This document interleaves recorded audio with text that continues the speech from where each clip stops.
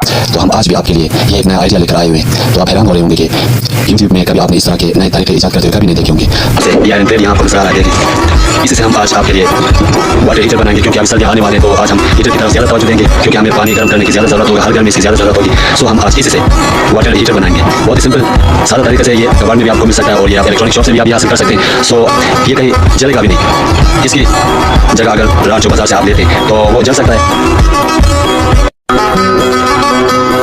अभी हम यहाँ से ये इंसुलेटेड तार है, तो हम यहाँ से थोड़ा ये कवर हटा देंगे और देखिए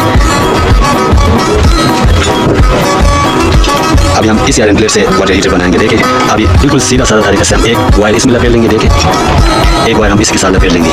आप देख सकते हैं, देखिए ये अभी तैयार हो गया। बिल्कुल सीधा साधा तरीके से ये तैयार हो गया, आप देख सकते हैं। इसमें इतना कोई